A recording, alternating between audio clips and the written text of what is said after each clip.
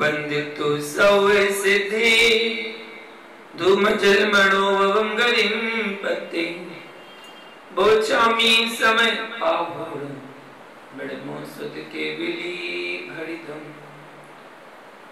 रणमो वरिहंताड़म रणमो सिद्धाड़म रणमो वायरियाड़म रणमो वज्रायाड़म रणमो लोये सौवे साहुड़म। जय बोलो नित्यानंद से परमेष्ठी भगवान की, आचार्य भगवान कुंद स्वामी की, आचार्य गुरु विराग सकति महामुनि राज की, चौर्या श्रवण आचार्य श्री विशुद्ध सकति महामुनि राज की, अहिंसा में विश्व धर्म की। महान भाव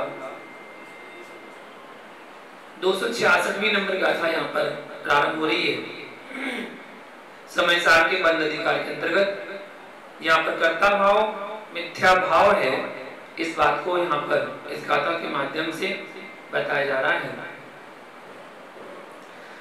दुखित सुई दे जीवे करेमी बंधेमी तह विमोचेमी जाए सामूढ़ मदी निरथया साहुदे मिच्छा।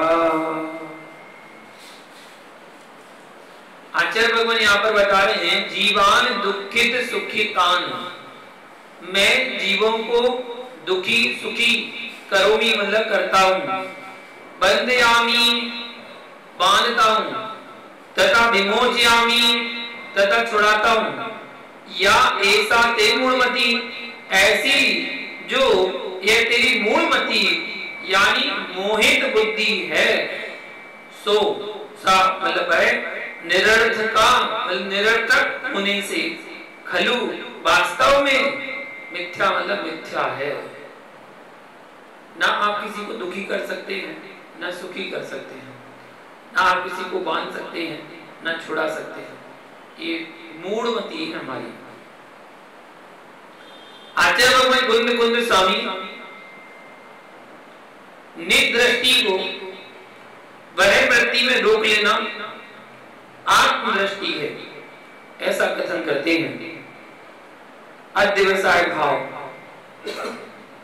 वंद का कारण है, वह द्रव्य कारण है।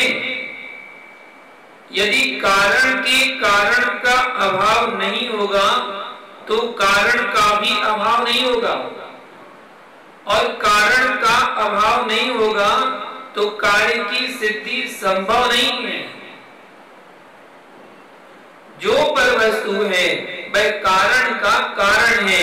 अध्यवसाय भाव वंद का कारण है, रागादिक भाव से वंद होता है, पर वस्तु से बंद नहीं होता। पर वस्तु तो राग का आश्रयभूत है, पर वस्तु का आश्रय रागादिक भाव ले रहे हैं, वह रागादिक भावों का कारण अवश्य है जो पर वस्तु है। पर बंध का कारण तो रागादिक भाव है, न कि पर वस्तु है। पर वस्तु बंध का कारण नहीं है, पर वस्तु के प्रति राग बंध का कारण है, इसलिए पर वस्तु का प्रत्याख्यान नहीं कर पा रहा है, और यह कह रहा है कि रागादिक भाव का अभाव कर लूंगा, जो त्रैकालिक संभव नहीं है। वस्तु है तो राग तो होगा, जब तो वस्तु है। जो वह द्रव्य के महत्व को हटा रहा है और वह द्रव्य छोड़ना नहीं चाह रहा है, वह आकाश कुसुम को निमित्त कर रहा है। वह द्रव्य से ममत्व को घटाना चाहता है, पर वह द्रव्य को अपने से भिन्न करना नहीं चाहता। ममत्व कैसे हटेगा? जब अपने से पर वस्तु हट नहीं रही है तो उसके प्रति ममत्व कैसे हटेगा? बस यही दृष्टि श्वेत पट्ट आमनाय और दिगंबर आमनाय में मतभेद का कारण है। वह द्रव्य हटाए बिना ममत्व हटा रहे हैं, और बाहर उपकरणों को रख करके अपने आप को वितरागी कह रहे हैं, निर्ग्रंथ शब्द का उपयोग कर रहे हैं। परंतु ध्यान रखना, दिगंबर अवस्था में किंचित भी चेल धारण नहीं करना, यही अचेलक है। ईसत अर्थ में क्रिया के रूप में, मर्यादा के अर्थ में, अन्विति अर्थ में यहाँ आप्त शब्द का प्रयोग है। वह ईसत का अर्थ है किंचित वस्त्र का ना होना, उसे अचेलक कह रहे हैं।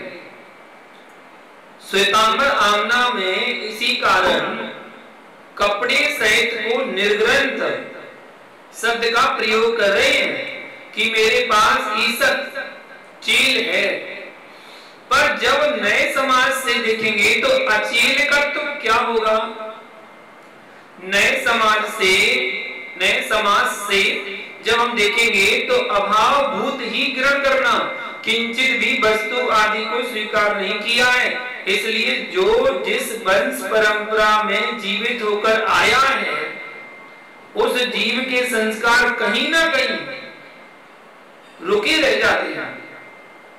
उन संस्कारों के वश जो जीव वस्त्र अवस्था में मोक्ष जा रहा था तो वह जीव वस्त्र अवस्था में शुद्धोपयोगी होना स्वीकार कर लेता है।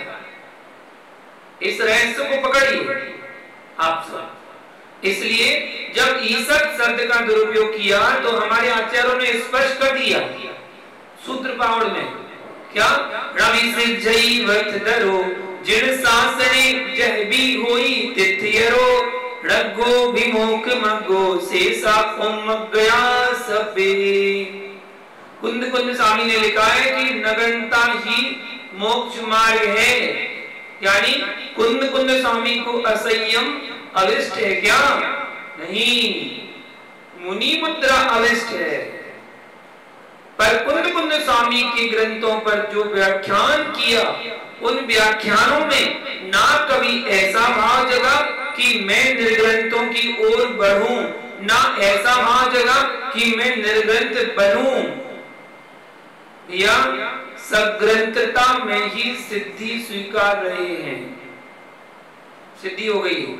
सम्यक दर्शन मोक्ष मार्ग जो है, पंडित टोडरमल जी ने लिखा है मोक्ष मार्गी होसी, अविरत सम्यक दृष्टि मोक्ष मार्गी है नहीं, होसी। क्यों? यह कथन मोक्ष मार्ग प्रकाशक से बोल रहा हूं। मोक्ष मार्ग प्रकाशक में सर्वार्थ सिद्धि ग्रंथ से आया है। चतुर्थ पंचम गुण स्थान में उपचार से मोक्ष मार्गी है। वास्तव में तो सम्यक दर्शन ज्ञान चारित्राणी मोक्ष मार्ग पहले अध्याय का पहला सूत्र, जहां रत्नत्र की एकता है वहां मोक्ष मार्ग है। चतुर्थ गुण स्थान में सम्यक तो है, जो भी ज्ञान होगा सम्यक ज्ञान होगा, लेकिन इसको कह रहे हैं गोमट साहब जीव कांड में क्या? नो इंद्रिये सुविरदो नो जीवे तावरेत सेवापि, जो सद्दर्दि जुनुत्तम सम्मायति अविरदोसो। जो इंद्रियों से विरक्त है नहीं है, जो इंद्रियों से विरक्त नहीं है, ना त्रस स्थावर हिंसा का त्याग है, लेकिन जैसा जिनेंद्रदेव ने कहा है उस पर श्रद्धान कर रहा है, उसका नाम अविरत सम्यक दृष्टि जीव है। इसलिए अगर सम्यक दृष्टि जीव है तो भैया मोक्ष मार्ग की प्रथम सीढ़ी, यह जो कथन है यह सम्यक की महिमा को प्रधानता को बताया है। यह सत्य है कि जिसे सम्यक हो गया वह जीव नियम से मोक्ष मार्गी होगा, नियम से मोक्ष जाएगा। कब? जब रत्नात्रय की पूर्णता को प्राप्त होगा। आगम की विवक्षाओं को आगम रूप समझिए। उपचार शब्द का प्रयोग इसलिए किया है, इसलिए कॉमर्स साहब जी का नेमिचंद स्वामी कहते हैं एदे भावणियमा दंसर मोहम पड़ुज भड़ी गाहु चारितम नत्ति जदो अविदो अंते सुनाथाणेसु। इसलिए अंत में अविरत सम्यक दृष्टि ठाड़ा हुआ है, इसलिए उपचार शब्द का प्रयोग किया है। यहाँ जो चारित्र है वह सम्यक का चरम है। दिगंबर जैन नामना में चतुर्थ आदि गुण स्थान में स्वरूपाचरण शब्द का प्रयोग नहीं किया, उन्होंने सम्यक्त्वाचरण शब्द का प्रयोग किया है। सम्यक पूर्वक आचरण, स्वरूप का आचरण नहीं। चारित्र भाव में लिखा है कि जो जीव सप्त व्यसन आदि का त्याग किए हुए हैं, सम्यक्त के अंगों का पालन करता है, ऐसे जीव के सम्यक्त्वाचरण है। जिसको सम्यक्त्वाचरण भी ना हो वह सम्यक व्यक्ति कैसा? एक एक शब्द पकड़ना। निसंकित पना होना चाहिए, निकांचित पना आना चाहिए, अमूढ़ दृष्टि बना होना चाहिए, स्थिति कर्म का वात्सल्य होना चाहिए, सभी अंग होना चाहिए, पर्याय भूत भी, व्यवहार भूत भी। व्यवहार को लोगों ने क्या समझ रखा है? जैसे बाहर की वस्तु बाहर कही जा रही है, लगता है कि कितना गहरा निर्णय होना चाहिए। बाहर की वस्तु बाहर नहीं है, अंदर की वस्तु को उद्घाटित करके दिखाया है व्यवहार ने। समझो भैया, तुमने ब्रह्मचर्य व्रत लिया है और आज के युवा बेरोजगार घूम रहे हैं और तू तो लगी नौकरी को छोड़कर आया है। क्यों भैया? अंतरंग अर्ध व्यवसाय भाव का जब तक प्रवर्तन चल रहा है तब तक वह द्रव्य नहीं छूट रहा। लोग पूजा आदि विषय को गौण कर दीजिए, अंतरंग का निर्णय देखो। राग का प्रत्याख्यान किया है कि नहीं?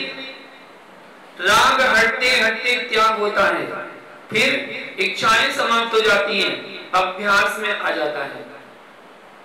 यदि वस्तु है तो अध्यवसाय भाव है। अध्यवसाय भाव का जो साधन है वही बहिर्द्रव्य है।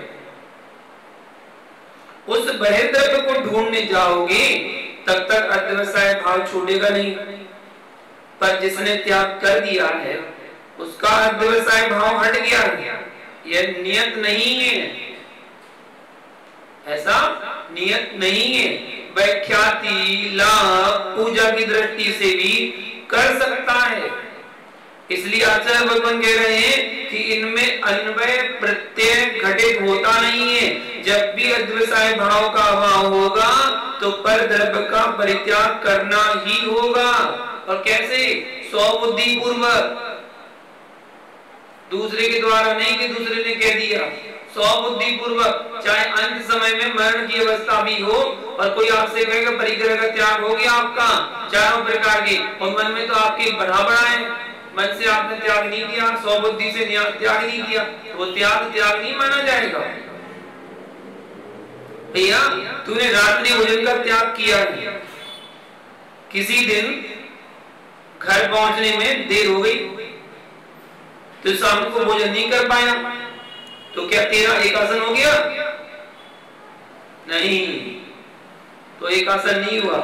तूने रात्रि भोजन त्याग का दृढ़ता से पालन किया तो तत्संबंधी निर्जरा तो होगी, लेकिन एकासन की निर्जरा नहीं होगी।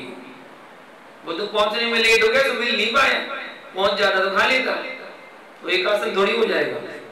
रास्ते से जा रहे थे, गाड़ी खराब हो गई, आसपास गाड़ी सुधारने वाला कोई था ही नहीं सुधरा तो 24 घंटे लग गए। 24 घंटे गाड़ी में कुछ खाने पीने को भी नहीं था, तो क्या उपवास हो गया?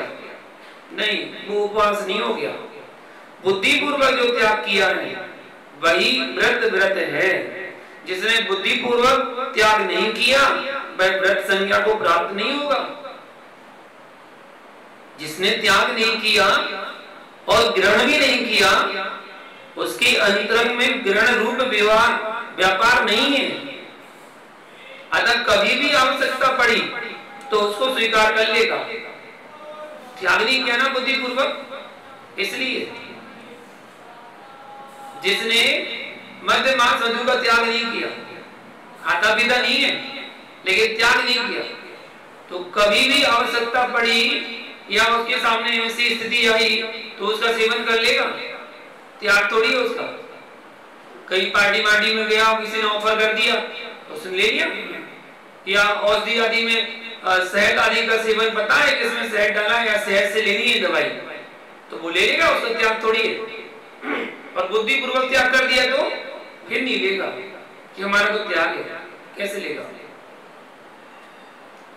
तो ऐसा बताया। उसकी आश्रव जारी है, अगर त्याग नहीं है तो उसका आश्रव जारी है। असंयम भाव है, अंतरंग की कमजोरी है। संयम भी वीर्यांतरा कर्म के क्षमसम होने पर ही प्रकट होता है, इसलिए ध्यान दो। चतुर्थ गुणस्थान वर्ती जी को पूज्यपाद स्वामी ने उपचार से मोक्ष मार्गी कहा है। कारण जीव के पास सम्यक है, ज्ञान है, लेकिन चारित्र नहीं है। किसी ने रात्रि भोजन त्याग कर दिया, उसको जिम्माणी चारित्र नहीं कहती है, उसको व्रत कहती है। दोनों में अंतर है। रात्रि भोजन त्याग किया वो व्रत है, ना कि चारित्र है। ध्यान रखना, देश वृत्ति को उपचार से मोक्ष मार्गी कहना, अभी उसके पास एक देश व्रत है, संपूर्ण व्रत नहीं है। अनुव्रत धारण किया है, महाव्रत नहीं। त्रस हिंसा का तो त्याग है, स्थावर हिंसा का त्याग नहीं है। कोमट साहब जीव कांड में कहा है, जेतस बहाउ विरदो अविरदो तनया थावर बहादो एक संयमी जीवो विरदाविरदो जने कमई। जो वीतराग मार्ग है उसे वितरागियों ने दूषित कर दिया। कौन? वितरागियों ने। वीतरागी मार्ग को वितरागियों ने दूषित कर दिया। देश वृत्ति उपचार से मोक्ष मार्गी है। मोक्ष मार्गी तो महावृत्ति है, इसमें कोई शंका नहीं है। संकेत के राग में चारित्र का नाश नहीं किया जा सकता। संकेत का राग है तो संकेत धारी है ही नहीं, क्योंकि संकेत के नाम पर संकेत की बात कर रहा है। संकेत का लक्ष्य संकेत नहीं होता है, संकेत का लक्ष्य सामायिक चारित्र होता है। यह आपको स्वीकार करना पड़ेगा कि जो जिस आमना पंथ से आया है उस जीव का कहीं ना कहीं राग टपक ही पड़ता है। उसने वीतराग मार्ग को गौण कर दिया और सराग मार्ग को ही सब कुछ स्वीकार कर लिया। दिगंबर जैन परंपरा में शुद्धोपयोग की दशा निर्ग्रंथ अवस्था में ही स्वीकार की है। प्रवचन सार की गाथा नंबर 14 में दिया गया है, सुविदित पयत्य सुत्तो संयम तव संयतो विगत रागो समणो समसोय दुखो वणिदो सुत्तो ओ गोती। यह बताया, जिस योगी ने पदार्थों की अच्छी तरह से जान लिया है, पदार्थों को ऐसा संयमी जिसका राग बीत चुका है, ऐसा श्रमण जिसने सुख दुख में सामवृत्ति को धारण किया है, ऐसे श्रमण को ही शुद्धोपयोगी कहा है। शुद्ध योग व शुद्ध उपयोग में अंतर है। योग और उपयोग में अंतर है। शुद्ध योग कब बनेगा? 11वें गुणस्थान से ऊपर चलने पर वो शुद्ध योग बन रहा है। 10वें गुणस्थान तक सकसाय भाव है, सूक्ष्म लोग है, सकसाय भाव है, सांप्रायिक आश्रम है। वीतराग भाव को करुणा योग की दृष्टि से लगाइए, 11वें गुणस्थान से लगेगा। द्रव्यान योग की दृष्टि से लगाएंगे तो 7वें गुणस्थान से लगेगा। छायक समय दृष्टि से लगाओगे तो 4वें गुणस्थान से लगेगा। जो आगम को नहीं मानते, कठिनाई उनको है। समय सार ग्रंथ में गुणस्थान क्रम का व्याख्यान नहीं किया। आचार्य भगवान जयसेन स्वामी ने स्पष्ट कथन किया है कि जितना भी समय सार में कथन है वह मुख्य वृत्ति से 7वें गुणस्थान से है और गौण वृत्ति से 4th गुणस्थान से। कैसा? भावनाभूत। 4th गुणस्थान में सविकल्प भावना भूत शुद्ध उपयोग की भावना रखता है। और सप्तम गुण स्थान में निर्विकल्प शुद्ध उपयोग में लीन होता है। अब यानी योग और उपयोग को भिन्न कर लो। स्यात् कथंचित्, स्यात् शब्द जरूर जोड़ना, परंतु स्यात् योग उपयोग एक है, स्यात् भिन्न है। इसलिए ध्यान रखना, वहां देव पूजा आदि करने वाले के शुभ उपयोग तो बनता है, लेकिन उपयोग नहीं बनता। शुभ उपयोग तो बनता है लेकिन उपयोग नहीं बनता। सामायिक आदि के काल में भी शुभ काय योग दिखाई दे रहा है। शुद्ध शब्द का प्रयोग योग के लिए नहीं है, उपयोग के लिए है। शुद्ध शब्द का प्रयोग, शुभ उपयोग, अशुभ उपयोग, अशुद्ध उपयोग, ये तीन भेद उपयोग के, ठीक है। शुभ, अशुभ और अशुद्ध। समय सारणी की भाषा में योग तो पौद्गलिक है, मन भी पौद्गलिक है, वचन भी पौद्गलिक है और काय भी पौद्गलिक है। भैया ये आत्मा का त्रैकालिक स्वभाव नहीं है, ये पौद्गलिक है, परवस्तु है, निजद्रव नहीं है। निजद्रव तो ज्ञायक भाव है। योग नहीं होगा तो उपयोग किसमें होगा? जब तक योग है तभी तक उपयोग है। योगातीत के उपयोग का फल तो मिलता है, परंतु उपयोग नहीं होता। कौन सा? शुभ, अशुभ, अशुद्ध। जिसको योग नहीं होता उसको उपयोग नहीं होता, जिसको योग होता है उसी को उपयोग होता है। अशुभ उपयोग त्रियोग के, शुभ उपयोग त्रियोग के, शुद्ध उपयोग त्रियोग के, तीनों बता दिए। अशुभ उपयोग त्रियोग के, शुभ उपयोग त्रियोग के, शुद्ध उपयोग त्रियोग के। यानी प्रथम गुण स्थान से योग है और प्रथम गुण स्थान से उपयोग है। प्रथम, द्वितीय, तृतीय गुण स्थान में अशुभ उपयोग है तारतम्य से, और इनमें योग शुभ हो जाता है।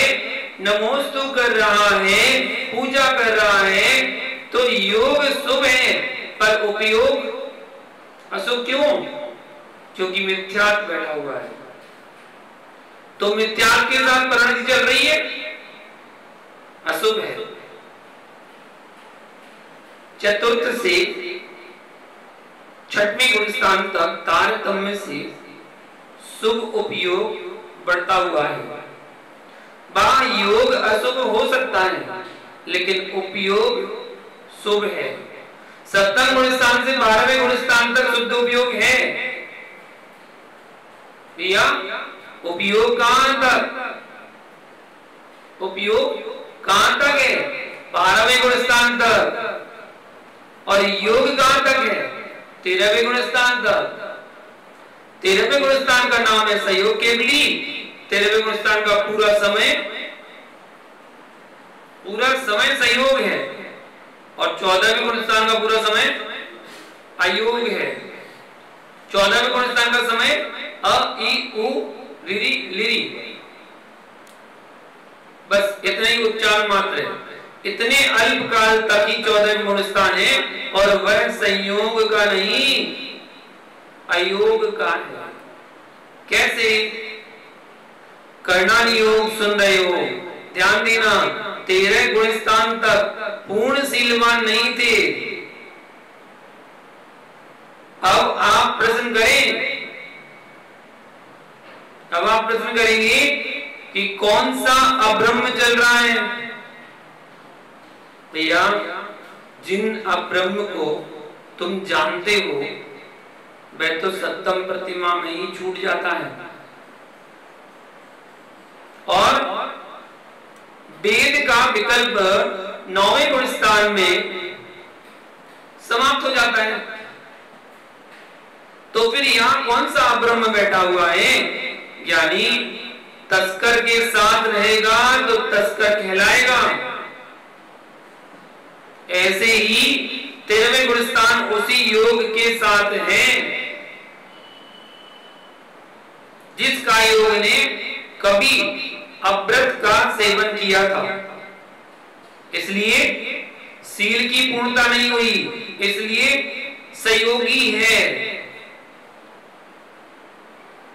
सील की पूर्णता हो जाएगी तो फिर वो अयोगी बन जाएगा, क्योंकि 14वें गुण स्थान में ही 18,000 सीलों का पालन होता है, इसलिए 13वें गुण स्थान ही संयोगी है।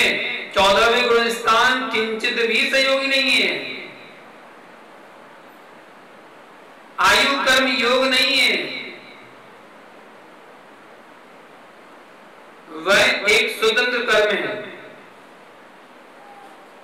और योग तो मन वचन काया के माध्यम से 8 प्रदेशों का परिस्पंदन है, उसका नाम योग है।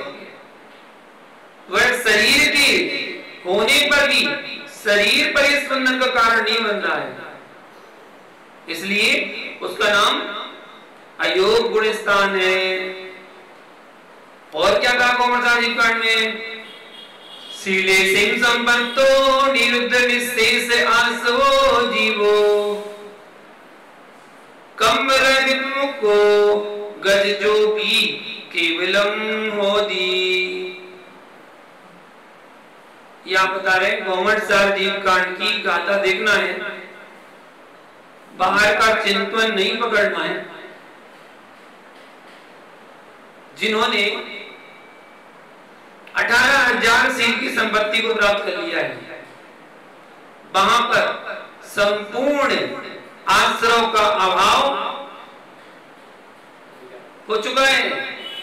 उस योगी का नाम अयोगी केवल ज्ञानी भगवान है। सहयोगी केवली और अयोग केवली में जो परिणत जन्य उपयोग है, जो शुभ अशुभ अशुद्ध की व्याख्या कर रहे हैं, वहां होता नहीं, मात्र शुभ उपयोग का फल है।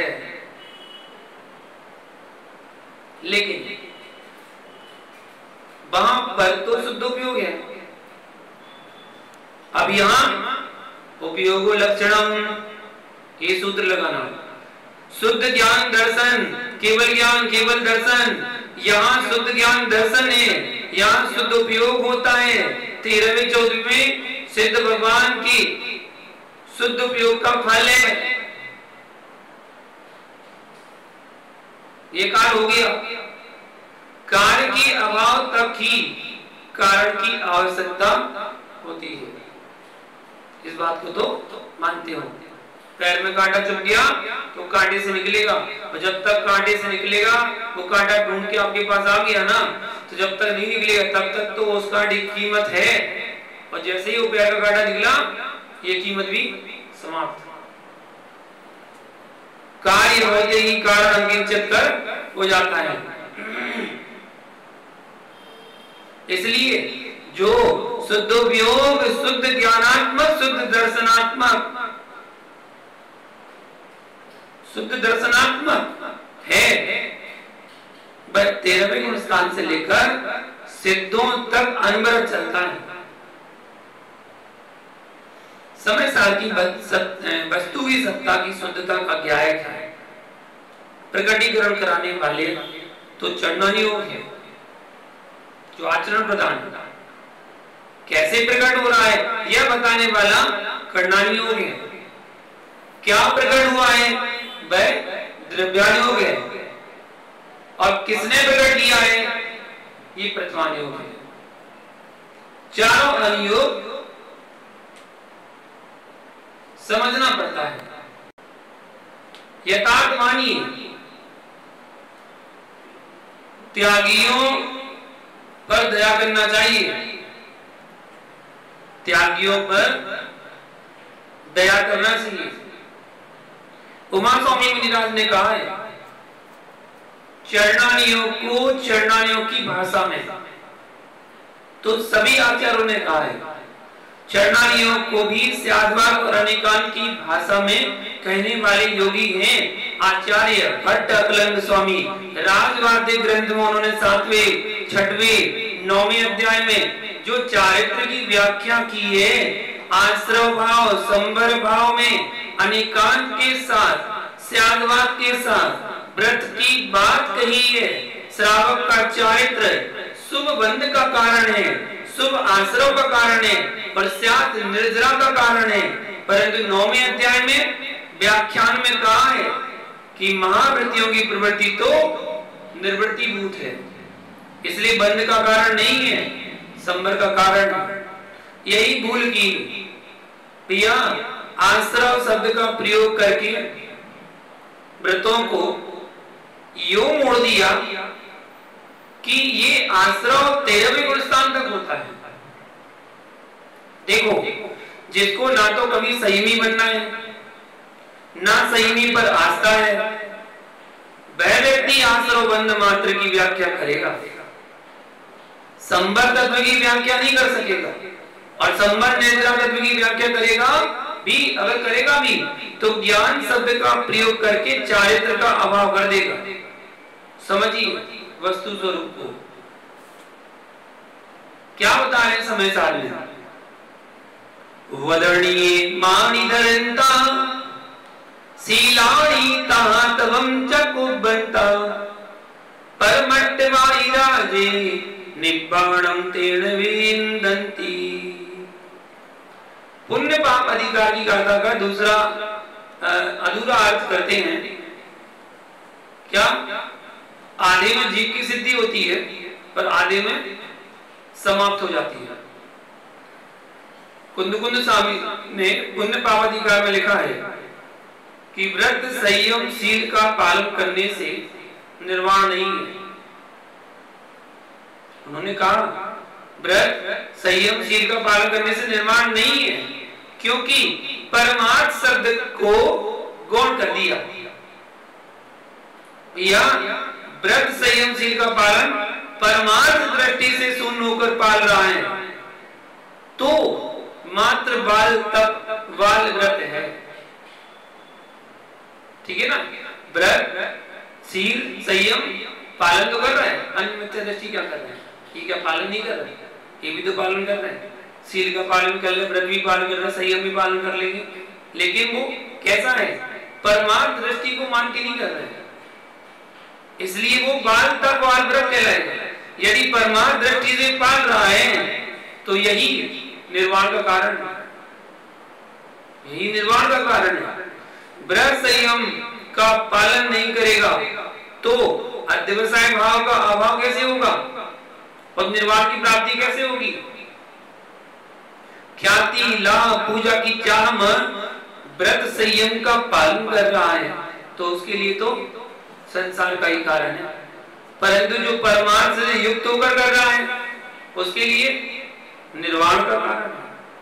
अब पुनः प्रश्न कीजिए, स्वामी निर्जरा कैसे होती है? यदि आपने लौकिक दृष्टि से तप किया है तो बंध का कारण है, और परमार्थ दृष्टि से किया है तो तपसा निर्जरा चा शब्द कह रहा है तब से संबर भी होता है, और संबर के हेतु क्या है? व्रतों का पालन, समितियों का पालन, गुप्तियों का पालन, परिसर जय, इनके माध्यम से संबर होता है। यदि ये बंध के कारण हो गए तो संबर का कारण कौन बचेगा, कौन बनेगा?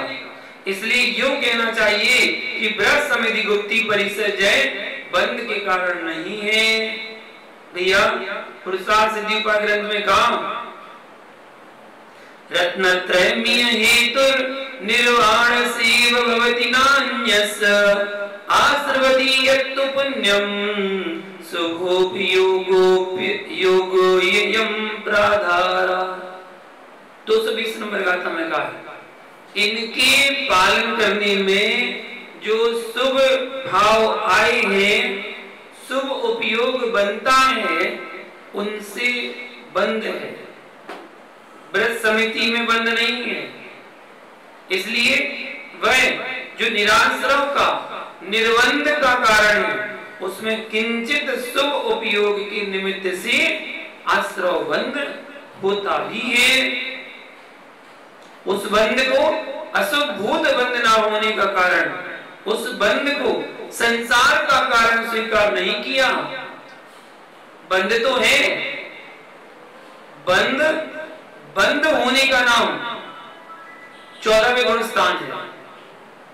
बंध का बंद हो गया, अब बंद नहीं होने वाला, लेकिन 14वें गुण स्थान पर पहुंचने से पहले 14वें गुण स्थान की बुद्धि को ठीक करना पड़ेगा। जिसकी 14वें गुण स्थान की बुद्धि ठीक नहीं हुई भैया, उसको 14वें गुण स्थान मिलने वाला नहीं है।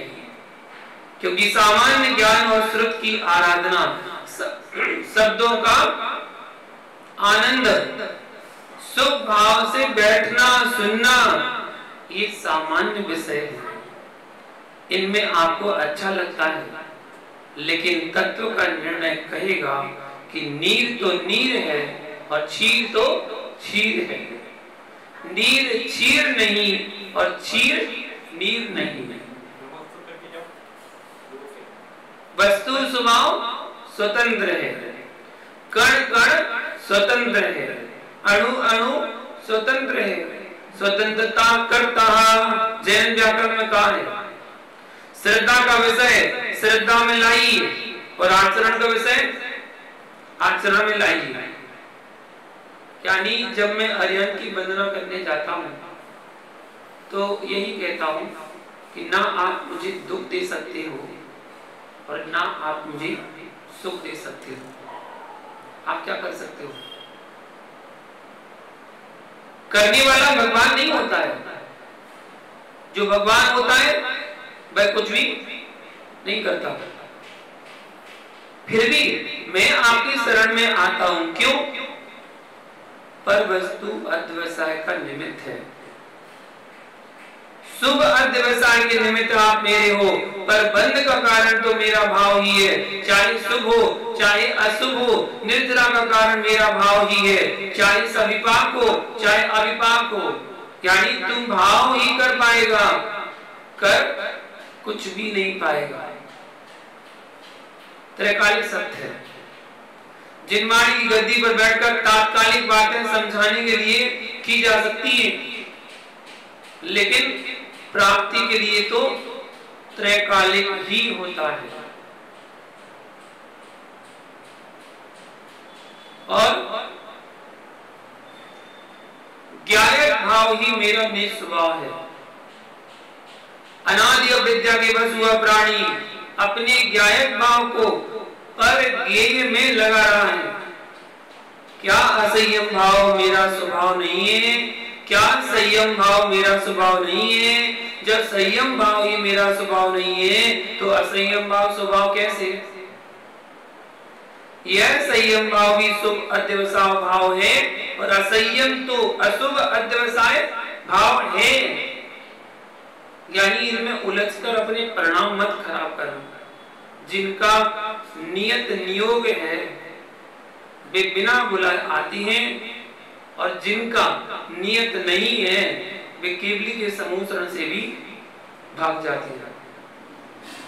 मारी चीजें पूछो, यानी यह जगत का परिणाम है। आप व्यवहार वात्सल्य में राग ही कर पाओगे, राग किसी को नहीं पाओगे।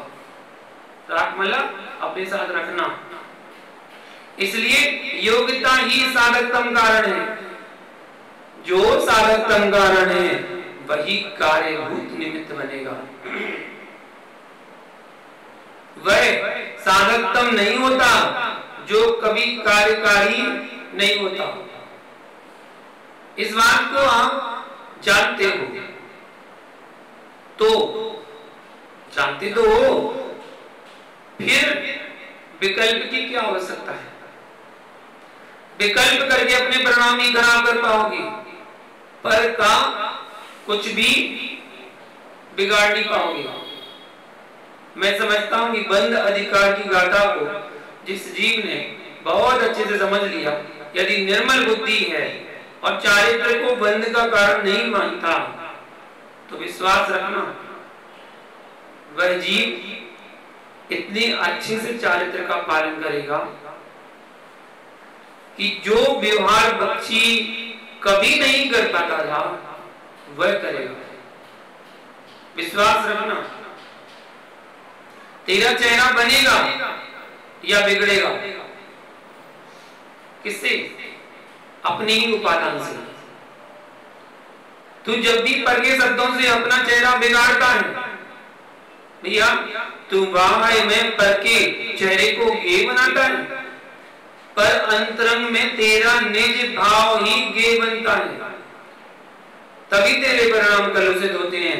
यह ध्रुव सत्य है, यह ध्रुव सत्य है।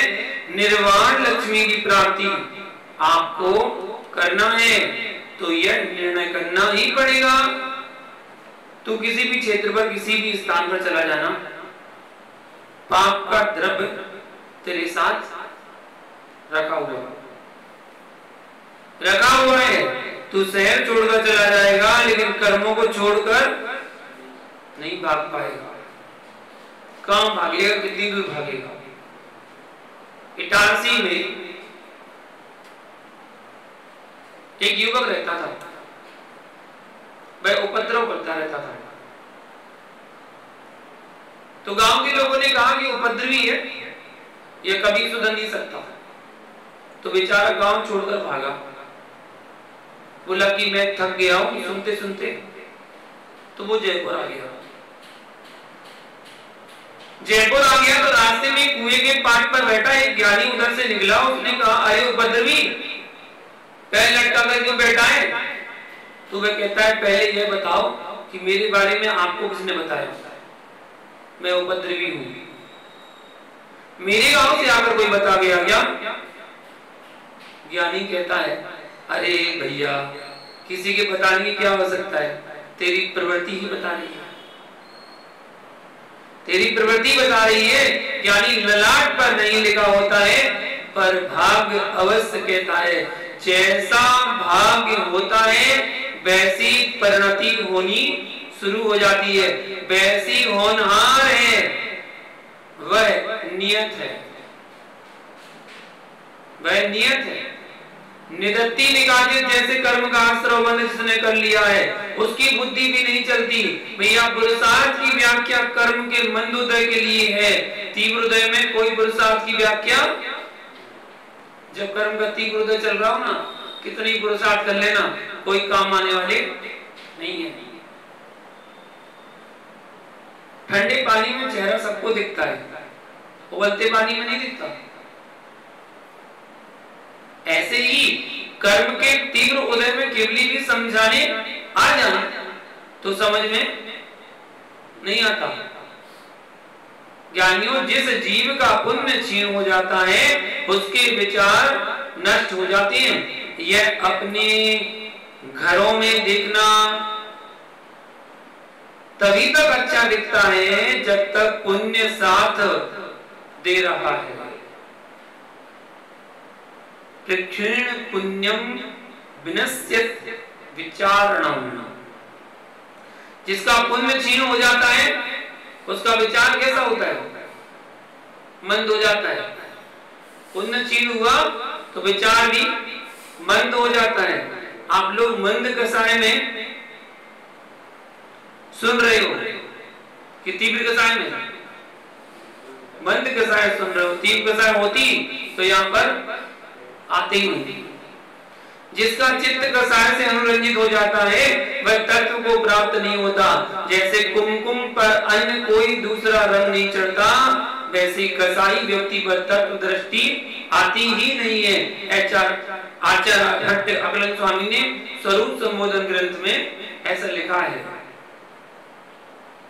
श्लोक प्रमाण ग्रंथ में आचार्य अकलन स्वामी ने न्याय के साथ आध्यात्म की व्याख्या की है। परमानंद स्रोत में क्या कह रहे हैं? यानी नलिन्यां जयता नीरम भिन्नम दृष्टि सर्वदा अयमात्मा स्वभावेन देहे तिष्ठति निर्मला आनंदम ब्रह्मणो रूपम जिनेह व्यवस्थितम ध्यानहीन न पश्यन्ति जात्यन्ताय भास्कर। क्या बात बता रहे हैं? जैसे कि नाली में नीर भिन्न है, ऐसे ही देह में भगवान आत्मा भिन्न है। पानी तो पानी है, लेकिन नाली का पानी अलग है, बाल्टी का पानी अलग है, नल का पानी अलग है। आत्मा भिन्न है, परंतु जन्मांध पुरुष भास्कर को नहीं देख सकता। ऐसे ही ध्यानहीन ध्रुव आत्मा को बिल्कुल भी नहीं देख सकता।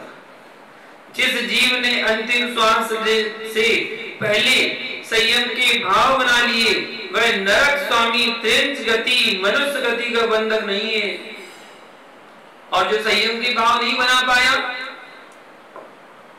वह उत्कृष्ट देव आयु का बंधक तो नहीं है। सामान्य हो भी सकता है। जो जीव अबंधक होगा या देवायु का बंधक होगा, वही संयम के परिणाम कर सकेगा। जिसने देव गति का बंध किया है, वही संयम धारण कर पाएगा। ऐसा वैसा कोई संयम धारण नहीं कर पाएगा। जो जीव अबंधक होगा या देवायु का बंधक होगा नियम से, वही संयम के परिणाम कर सकेगा। सम्यक को चारों गतियों का बंधक प्राप्त कर सकता है, लेकिन चारित धारण देवायु मात्र वाला ही कर सकता है। अपने हृदय को टटोलना, घर छोड़ना कठिन नहीं है, राग छोड़ना कठिन है। घर छोड़ना कठिन नहीं है, राग छोड़ना कठिन है। संयोग है, स्वभाव नहीं है। वार वस्तु रागादिक परिणाम का कारण है, और रागादिक परिणाम बंध के कारण है, ऐसा कहते हैं। बड़ा क्रमिक व्यवस्थित व्याख्यान है। फिर भी जीव भ्रमित हो जाए तो उसकी निज की प्रज्ञा की कमी है। तत्व का कोई दोष नहीं है। अरहंत की देशना में शंका मत करना। अपनी प्रज्ञा को निर्मल करना। बाह्य वस्तु चेतन भूत भी है और अचेतन भूत भी है। पंचेंद्रिय के विषय भूत भी है, प्रतीत है, आसक्त है। इनके आश्रय से जीव के रागादि भाव होते हैं, परंतु वस्तु से बंध नहीं होता, क्योंकि भीतराग परमात्म तत्व से भिन्न जो रागादि भाव है, उनसे बंध होता है। वस्तु के होने पर बंध कैसे नहीं होता? ऐसा प्रश्न करने पर कहते हैं, क्योंकि वस्तु में अन्वय व्यतिरेक का विचार है। न अन्वय घटित होता है, न व्यतिरेक घटित होता है। आगम ग्रंथों की भाषा कितनी मधुर है। परमात्म प्रकाश में कहा, जसु हरिणच्छी ही बड़ाय तसुड़विवंबोरियारी एक हिम की में समंती बड़वे खंडा पड़ियारी। कहते हैं, जिसके नैनों में मृग नैनी निवास कर रही है, उसके ब्रह्म का निवास कहां? एक स्थान में दो तलवार नहीं होती है। तत्व ज्ञान प्राप्त करना है तो श्री और स्त्री दोनों पर राग छोड़ना पड़ेगा। श्री व स्त्री पर चिपका है तो तत्व का निर्णय नहीं कर पाएगा। वक्ता बनेगा, वक्ता नहीं बन पाएगा। बड़बोला तो बन जाएगा, वक्ता तो बन जाएगा, लेकिन वक्ता अच्छा उपदेश करने वाला नहीं बन पाएगा। बंध में पर वस्तु का अन्वय व्यतिरेक घटित नहीं होता, तो फिर बाह्य वस्तु का त्याग क्यों करते हैं? कितना अच्छा प्रश्न है। जब बाह्य वस्तु कुछ नहीं करती है तो त्याग क्यों? रागादिक अध्यवसाय के परिहार के लिए ऐसा यहाँ भावार्थ जानना चाहिए। वाह, पंच इंद्रिय वस्तु के होने पर अज्ञान भाव का सद्भाव होता है। उस अज्ञान भाव से रागादि अध्यवसाय भाव होता है। अध्यवसाय भाव से बंध होता है। बंध का साक्षात कारण तो अध्यवसाय भाव है। परंपरा से बंध का कारण वस्तु है। रुक्मणी का चित्र देखकर नारायण श्री कृष्ण कैसे हो गए? विफल हो गए। विफल तो निज परिणामों में हुआ है, लेकिन रुक्मणी का चित्र साधन बना कि नहीं, निमित्त बना कि नहीं। जैसे वृक्ष लता के लिए आश्रय है, ऐसे ही पर वस्तु अध्यवसाय भाव के लिए आश्रय है कि नहीं। ऐसे ही नारायण श्री कृष्ण के लिए रुक्मणी का चित्र विफल करने का साधन था, लेकिन विफल हुआ है जीव अपने विकारी भाव से। स्यादवाद के साथ सब बातें संवाद भूत है, स्यादवाद के अभाव में विसंवाद भूत है, और विसंवाद मोक्ष मार्ग में कारण नहीं है। बंध के निमित्त हेतु होने से अध्यवसाय निश्चय से बंध का कारण है। निज का किया कार्य निज में है, और पर का किया कार्य पर में है। मेरी अर्थ पर्याय का परिणमन मेरे में ही होता है, पर में नहीं होता। मेरे शरीर का परिणमन मेरे शरीर भूत है, मेरी आत्मा भूत नहीं है। मेरे शरीर का उत्पाद व्यय भिन्न है, और मेरे स्वभाव का उत्पाद व्यय भिन्न अलग है। मैं पर के उत्पाद व्यय में अभिन्न कैसे हो सकता हूं। समय सार क्या कह रहा, 2 नंबर का था, दुखित सुहेर जीवे करे निबंधे मितर विमुचेमी जाए सामुड़मयी निरथया साहुदे मिच्छा। क्या कहा, हे भाई वह मूढ़मती है जो सोचता है कि मैं जीवों को सुखी करता हूँ, मैं जीवों को दुखी करता हूँ, मैं इसको बांधता हूँ, मैं इसको छोड़ता हूँ। अरे ज्ञानी, तू क्या बांधेगा, क्या छोड़ेगा, कण कण स्वतंत्र है। ना तू छोड़ पाएगा ना बांध पाएगा, हंस अकेला ही चला जाएगा। पर जीवों को मैं सुखी करता हूँ, दुखी करता हूँ, बांधता हूँ, छोड़ता हूँ, ये सब अध्यवसाय भी प्रभाव है। अरे भैया, पर का व्यापार पर में होता है। जो पर के व्यापार को निज व्यापार मानता है, जबकि वहां पर में 100 के क्रिया कार्य का अभाव है, तब भी उसमें सद्भाव मानता है। वह आकाश के फूल चुनकर लाया है, आकाश के फूल ला करके तू बंध्या के बेटे को खिलाना चाहता है। आकाश के फूल ला करके तू बंध्या के बेटे को खिलाना चाहता है, ये असंभव है। आकाश का फूल ही होता, बंध्या का बेटा नहीं होता। ऐसे ही पर को सुखी दुखी करने का भाव रख रहा है, वह आत्मा के लिए अहितकारी है, हितकारी नहीं है। पर के सुख दुख का कर्ता तू नहीं है, इस अहंकार को छोड़ दे और यथार्थ को जान। और इस कथा का सारांश यही है कि अपने निज में निज को पहचान। इसी भावना के साथ अगली गाथा कल देखेंगे। ओम नमः। जय बोलो पारसनाथ भगवान की।